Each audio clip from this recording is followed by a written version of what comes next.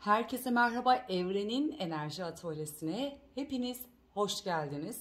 Bugünkü açılım üçlü ilişkiler tarot yorumu olacak. Burayla ilgili her zamanki gibi öncesinden sizin için sorular hazırladım. Şöyle sorularıma şu an bakıyorum.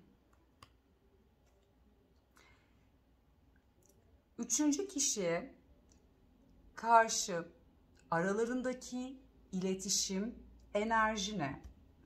Aynı şekilde üçüncü kişi peki aklınızdaki kişiyle olan enerjisinde ya da konuşmasında ne konuşuyorlar? Burayla ilgili hangi enerjiler var ve üçüncü kişi aklınızdaki kişiden beklentisi nedir? Ve üçüncü kişi sizin varlığınızda haberdar mı? Biliyor mu? Burayla ilgili ne düşünüyor? Aklınızdaki kişi size karşı hangi konuşmalarla geliyor? Ne söylüyor ve siz ona ne söylüyorsunuz? Ya da sizin buradaki beklentiniz ne? Ve bunun gibi bakalım sürpriz sorularımız olacak. Aklınızdaki kişi üçüncü kişiyle arasındaki iletişim aslında buranın zorlandığını ya da kendisinin bitik, yorgun olduğunu, yani buranın artık mutlu bir dinamiğin olmadığını ve her iki tarafta aslında bir şeylerin farkında ve bununla ilgili iletişimdeler. Aklınızdaki kişi burada daha zayıf, bitik bir enerjide. Yani üçüncü kişi burada ne istediğini bilen güçlü biri olarak çıkıyor. Çok zeki bir insan olarak da çıkıyor burada. Buranın aslında ya da bahanesi de olabilir. Bilmiyorum, şu an açılımla gideceğiz. Daha çok arkasını döndüğünü ve kendi yoğunluğunun, belki iş olabilir, hayat olabilir, sorumluluğu olabilir. Bunları sanki bahaneyle ileten bir enerjisi var. Ama arkasını dönük bir şekilde yapıyor. Üçüncü kişi şöyle aslında tam tersini düşünüyor. Hayır, sen ne bitik ne yorgunsun. Tamamen diyor sen hayatınla birçok şeyi tamamlamış birisin diyor. Gayet keyiflisin, mutlusun. Ve burayla ilgili üçüncü kişinin aslında varlığını da belirtiyor olabilir ya da biliyor da olabilir. Çünkü burada diyorsun ki hani sen burada çok mutlusun, tam tersi. Bu şekilde değilsin ve hayatında duygu enerjisi, yani üçüncü kişinin varlığını ya ima ediyor ya da biliyor burayla ilgili, ama bunu söylerken güçlü ve bir o kadar da aslında tamamen böyle nasıl derler, bilgeliğini konuşturan, çok bilgili ama ani böyle öfkesiyle değil de o kriz anını çok iyi idare eden biri var burada.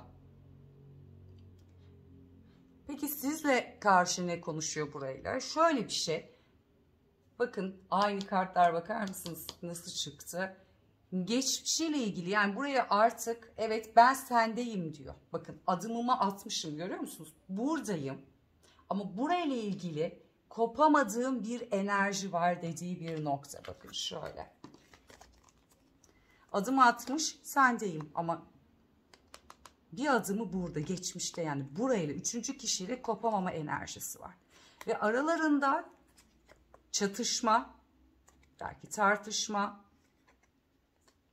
ve üçüncü kişiye bakar mısınız? Burada da aynı şekilde değnek kraliçesi, kendisi de burada değnek kraliçesi çıktı. Yani kendinden emin, ne istediğini bilen güçlü bir karakter aslında.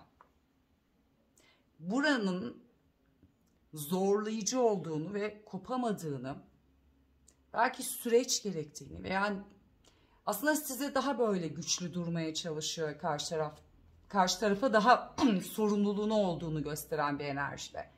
Sizin enerjinize ya da konuştuğunuz zaman burayı bitirme, ya bitirmiş olabilirsiniz ya bunu konuşuyorsunuz enerji olarak ya da düşünce olarak koptuğunuz bir enerjide. Yani diyorsun ki artık bu döngüden çıkıp ben hayatımda ilerlemek, şansımı yakalamak, mutlu olmak adına, yani tekrardan hayatınızı aslında toparlama, bu bağımlılık, bu ilişki, bu sevgi neyse, üzülseniz de gitme enerjiniz var burayla ilgili.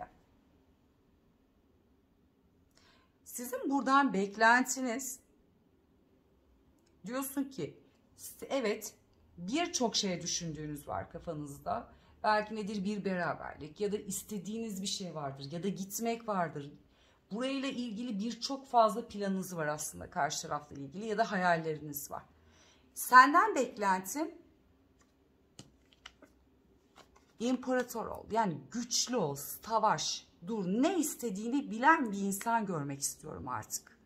Kararların arkasında duran, söylediklerinin arkasında duran, eyleme geçen, yani savaş nasıldır? İmparator vardır başında ve ordusunu yönetir. Hani aynı bu şekilde eğer sen böyle olursan o zaman ben de güçlenirim, mutlu olurum. Senden beklentim aslında bu. Ne istediğini karar ver ve verdiğin zamanda da bunun için savaşmasını bekleyen bir enerji var. Peki üçüncü kişi ne bekliyor?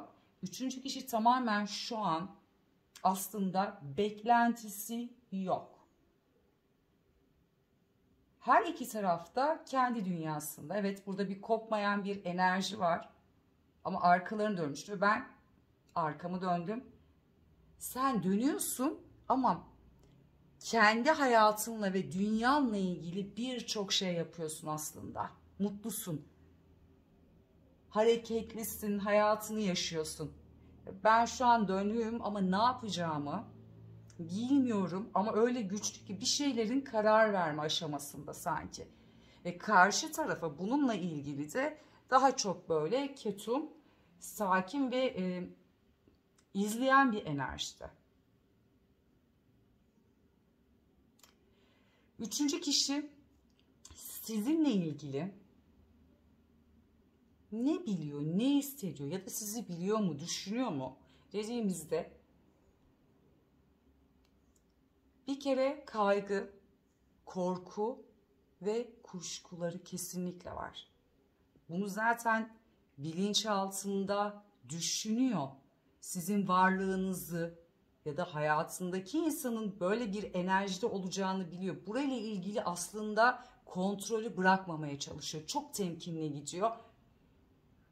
İletişim girmeye isteği ya da farkındalık, bir şeyler yapma enerjisinde. Temkinli davranıp belki iletişime girmek isteyebilir. Bir şeyler ya da etrafla konuşabilir. Ya da sizinle iletişime girir biliyorsa da. Yani bir şeylerin farkında ve bununla ilgili harekete geçme enerjisinde aslında. Şöyle diyorum peki. Öyleyse ne yapıyor? Yani ne düşünüyor? Ne yapmak istiyor? Burada dışarıya karşı mutluluğuyla ilgili çok mutluyum diyor. Ya da farklı konuşabilir. Burayla kesinlikle ilgili bir kurnazlık yapıyor. İşte biz hayatımızdan çok mutluyuz, şunu yapıyoruz, şudur, budur. Bu tarz şekilde üçüncü kişilere, çevresine, ailesine, arkadaşlara ya da ortak tanıdığınız ya da sosyal medyada olabilir bu. Sürekli ailesiyle ya da hayatıyla ilgili, aklınızdaki kişiyle ilgili hep mutluluk havasında. O kadar çok bunu yüksek gösteriyor ki aslında baktığınız zaman ya gerçekten bunlar böyle, yani burada farklı bir şey mi var dediğiniz nokta bile olabilir, ama tamamen burası çok ince böyle işlenmiş. Tamamen planla gitmiş ve kurnazlık yapıyor. Ve sonrasında yaptıktan sonra evet bunu daha yapıyor ama mutsuz da oluyor, bitiriyor da, yine güçlü durmaya çalışıyor diyor. Evet ben burayla duruyorum, bunu yapıyorum diyor ama burası kopuk. Buradaki insan, düşünceyi insan aslında yalan söylediğini ve bir şeyler çevirdiğini ve sakladığını o kadar net biliyor ki artık bununla yüzleşmiş, bunu biliyor. Sadece bunun içinde akışta ya da bir şeyleri planlıyor ya da göstermemiyor. Çünkü çok güçlü bir karakter. Yani bunu bir eziklik olarak düşünebilir, etrafa karşı düşünebilir, arkadaşlarına karşı düşünebilir, çevresine karşı. Bildiği birçok şey var, hissettiği ya da yüzleştiği. Bir şekilde güçlü duran bir enerji var. Şöyle diyorum. Yakın zamanda aklınızdaki kişiyle nasıl iletişim ya da ne olur sizin aranızda nasıl bir, eğer şu an kopuk bir enerjiniz varsa da burayla ilgili nasıl gelişme sağlanır diye bakalım kartlarımıza.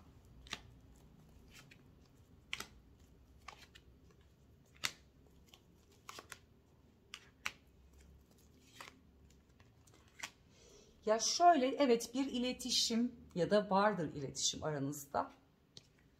Bakın aynı şekilde, yani böyle bir adım burada, bir adım aslında arkada gördüğünüz gibi. Yani o istediğiniz bir imparator, sen diyorsun ki bunu istiyorum, karşındaki insan arkada böyle, ama baktığınız zaman sanki çok bir olay başlatıyormuş gibi yola çıkmış enerjisiyle. Sizinle iletişim şeklinde ya da değilseniz olacak. Daha çok böyle yapacaklarından bahsedip ya da bir plandan bahsedebilir ya da kafasında düşündüğü bir olay olabilir. Bu nedir? Mesafe de olabilir.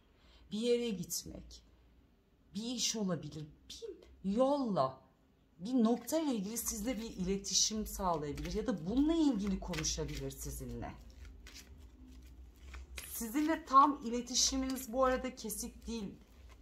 Ya aranızda ne kadar böyle negatif enerjiler, şu an bunu düşünseniz de yine arada bir iletişim sağlıyorsunuz. Yani sen ne kadar ben yok arkamda döndüm gittim desem bile yine de bekliyorsun buradaki iletişim ne olacak diyerekten. Peki burası ne olur sizin aranızda yakın zamanla diyelim.